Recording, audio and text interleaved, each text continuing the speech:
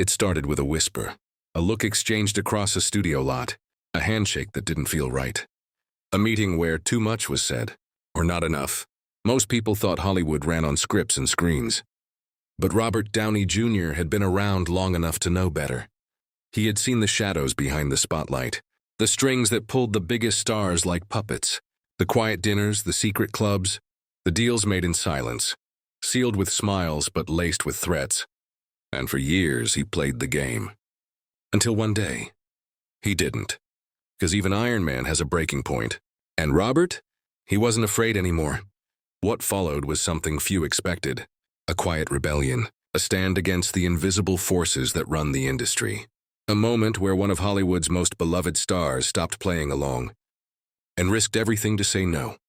They told him to be quiet. They warned him. They tried to bury the story. But you can't bury truth, not when it's burning in the heart of a man who has already lost everything once and come back stronger. This is the story they didn't want you to hear. The moment Robert Downey Jr. stood up, and Hollywood flinched. For most of his life, Robert had walked through studios like a ghost in his own skin. Famous, admired but never fully belonging, he had tasted the highest highs and lived through the lowest lows. Drugs didn't destroy him. Fame didn't fix him, but it was Hollywood itself that taught him the most brutal lesson. You're only valuable as long as you're profitable. He saw it happen to others before it happened to him. A-list actors turned into tabloid fodder overnight. Directors blacklisted for asking the wrong questions. Crew members silenced because they spoke up. And behind it all, the elites, the invisible circle that wasn't printed on any call sheet. Powerful men and women in suits who didn't act. They moved things. They didn't want performances. They wanted obedience. And for years, Robert played the part, smiled at the parties, shook the hands, took the roles, not because he agreed, but because he was surviving. He thought he could stay quiet. Keep doing the work he loved, ignore the whispers in the corners of Hollywood's most polished rooms. But then it happened. One night at a charity gala, expensive suits, vintage wine, fake laughter echoing off glass chandeliers. A conversation changed everything. Robert was introduced to a young actress. She was new, nervous, dressed like she was pretending to belong. She smiled politely, thanked him for inspiring her. He offered encouragement like he always did.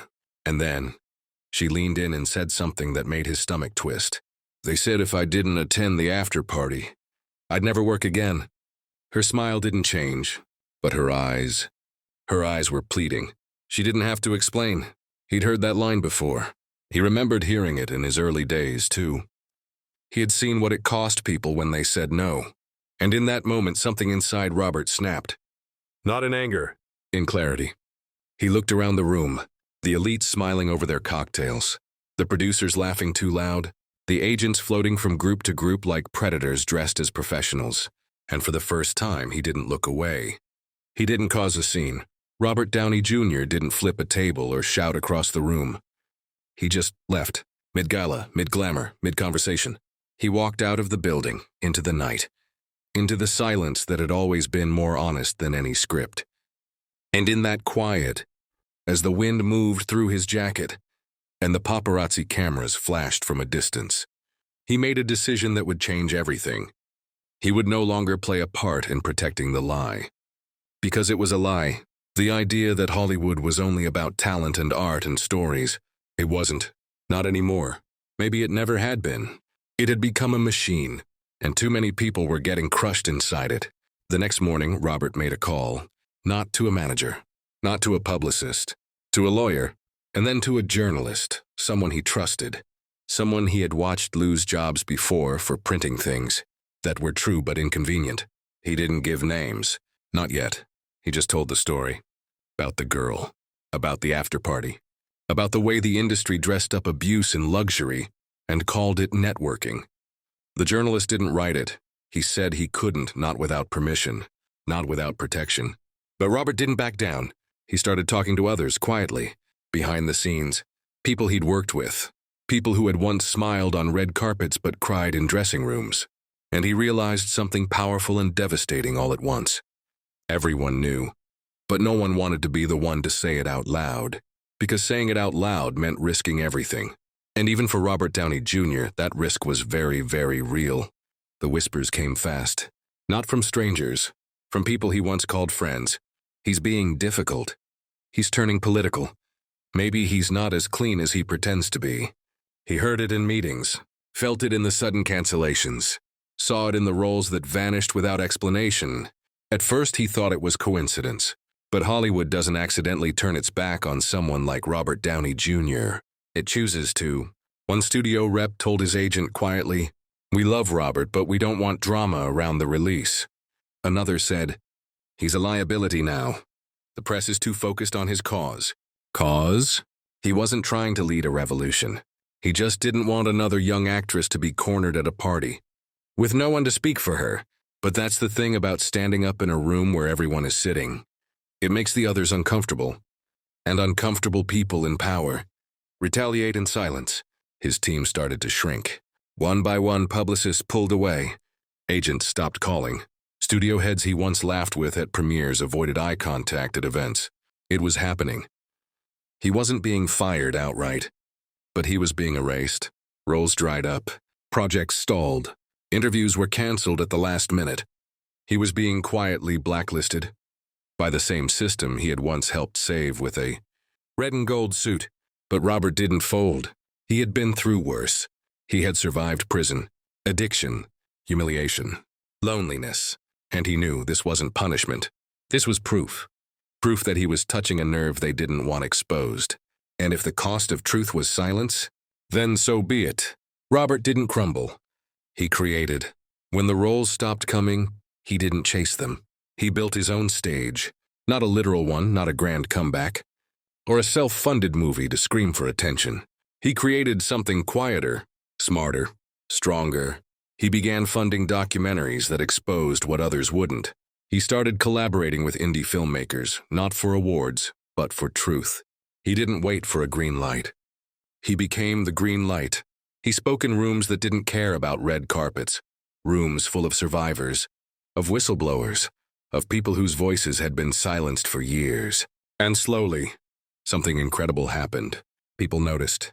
Not the tabloids, not the studios, but the people who mattered. Young actors, activists, journalists, even industry veterans, who had long given up hope that someone with Robert's stature would risk what he had for something bigger than himself. They reached out, quietly, gratefully, and one by one they told him, "You're not alone." Robert wasn't trying to be a hero. He wasn't trying to lead a movement. He just couldn't keep pretending. He had once rebuilt his life from ashes. Now he was helping others do the same, from the inside out. And while the headlines kept chasing gossip, something more important was happening behind the scenes. A shift. Studios couldn't ignore the murmurs anymore. Writers started slipping lines of resistance into scripts. Actors began including morality clauses in their contracts, not to protect the studios, but themselves. And it all traced back quietly to the man they tried to silence. He was asked once off camera by a friend in the industry, "Why risk all this? You already beat the odds. You already won." And Robert just smiled, a tired smile, a knowing one, then said, "Because I don't want to win alone." The system didn't give up quietly. They tried again, one last time, to drag him back into line. Not with threats, not with contracts, with temptation. A studio executive reached out personally. A man Robert had once had dinner with on yachts, had laughed with over champagne at Oscar parties. He invited Robert to a private meeting. No cameras, no lawyers, just two old friends. When they met, it wasn't awkward. It was calm, too calm. The man didn't apologize. He didn't admit to the things Robert knew he'd done, or allowed. Instead, he offered a role, a major one, a comeback with dignity, as he called it, a chance to be part of the family again. But there was a condition. Drop the activism, Rob, just be who you were. That one line told Robert everything he needed to know. Who he was. They wanted the version of him that stayed quiet. The version that smiled at injustice for the sake of a paycheck. The version who needed them. But that man no longer existed.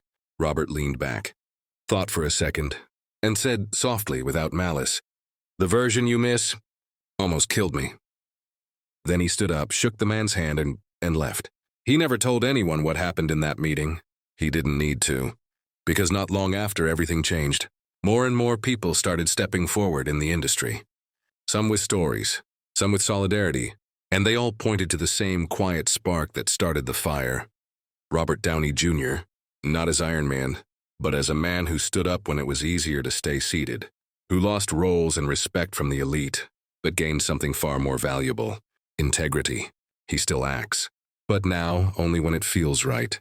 He produces. He funds therapy programs for abused artists. He runs an initiative that helps newcomers enter Hollywood without having to play the game. And above all, he listens, because he knows how dangerous silence can be. The same man who once spiraled alone in a jail cell now helps others climb out of the same kind of darkness. They never made a movie about this. They never handed him an award for it. But if you ask those who watched closely, those who saw him take the hits behind closed doors, they'll tell you this was the bravest role Robert Downey Jr. ever played, and the only one he didn't get paid for.